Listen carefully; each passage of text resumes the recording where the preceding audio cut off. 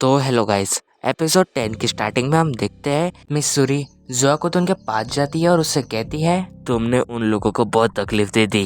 अभी उन दोनों नेज़ुको और गेनिया को मुझे वापस कर दो। लेकिन जोआ को दोनों से कहता है तुम अपना मुंह बंद कर, बस एक दुनिया में एक ही पर्सन मुझे ऑर्डर दे सकता है। जोआ को की ये बात सुन के मिस सूरी उससे कहती है ओए, तूने वो मुझे गंदा वर्ड कैसे कहा? तुम एक बच्चे हो, तुम्हें ये सब नहीं कहना चाहिए।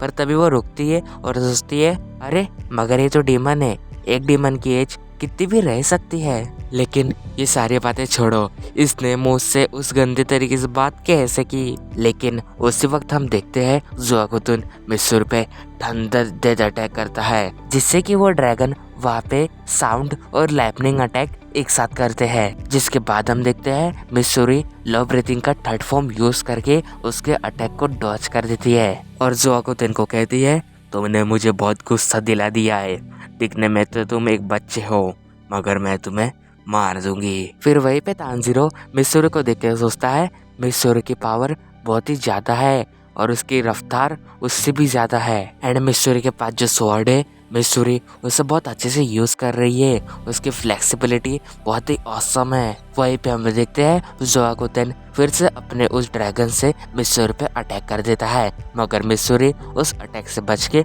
उस ड्रैगन को खत्म कर देती है। जोआकुतुन ये देख के फिर से अपने ड्रैगन, मगर इस बार वो अपनी पावर को बढ़ा के लगातार 5 ड्रैगन से मिस्सूरी पे अटैक कर देता है। मिस्सूरी ये देख के थोड़ी सी डर जाती है। जिसके बाद हम देखते हैं तानजीरो उस वुड को देख लेता है जिसके अंदर वो मेन बॉडी छुपी होती है। तानजीरो उसकी ओर बढ़ने लगता है और दूसरी ओर मिस्सूरी अपने लव ब्रीथिंग की 5th फॉर्म यूज करके उन सारे डीमंस को एक ही बार में काट देती है।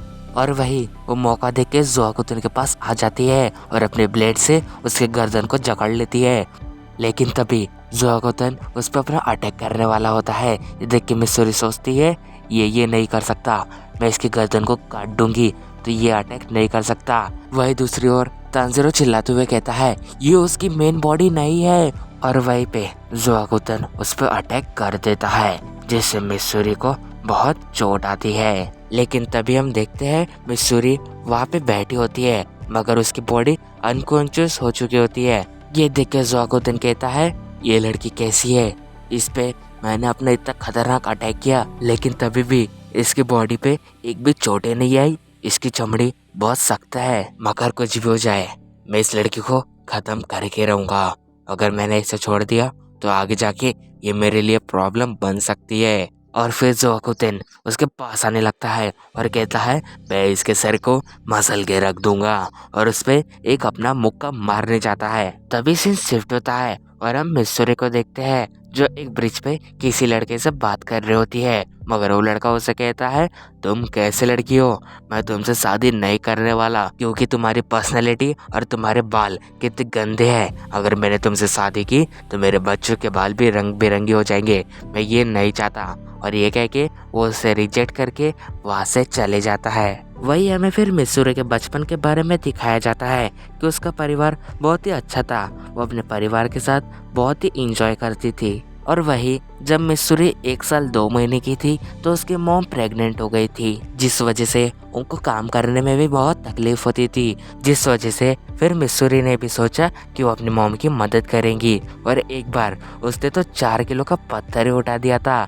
ये देख के उसकी मॉम बहुत हैरान हो गई थी और इसी वजह से उसके मॉम और उसके डैड को पता चला कि मिस्सूरी के अंदर स्ट्रेंथ बहुत ही ज़्यादा है। और एक दिन एक रेस्टोरेंट में मिस्सूरी ने कुछ सुमो रेसलर को खाने में चैलेंज किया और उन्हें हरा भी दिया। वही जो मिस्सूरी थी उसको एक पिंक कलर के राइस बॉल बहुत ही पसंद थे और वो बचपन में वही बहुत ज़्यादा खाती थी, जिस वजह से उसके बाल भी गुलाबी हो गए थे। वही जब मिस्सूरी का खाना हो जाता है तो मिस्सूरी उन सुमो रेसलर को पंजे में चैलेंज करती है और एक झटके में ही उन लोगों को हरा भी देती है। वही उसके डैड मिस्सूरी से कहते हैं तुम्हारी स्ट्रेंथ बाकी लोगों की तुलना में बहुत ज्यादा है, तुम बहुत ही प्यारी बेटी हो। पर मिस्सूरी जैसे जैसे बड़ी होती है तो उसे एहसास होता है कि वो बाकी लोगों से अलग है। वही एक दिन मिस्सूरी उदास होते हुए अपनी मम्मी से पूछती है क्या मेरी शादी कभी हो पाएगी? मैं दूसरों की तुलना में बहुत स्ट्रांग हूँ, मैं ज्यादा खाती हूँ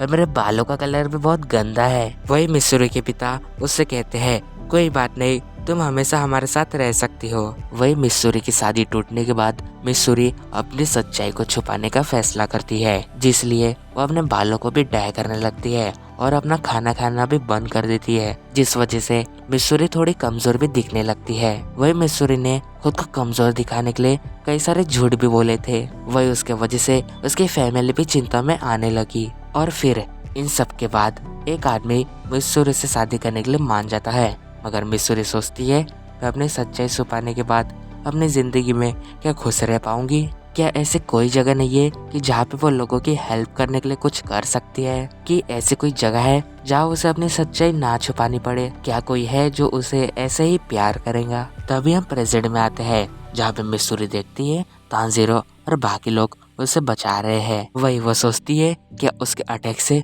मैं बेहोश हो गई, कुछ भी सही नहीं है, देर से जो ये लोग नहीं बोल मुझे प्रोटेक्ट कर रहे हैं।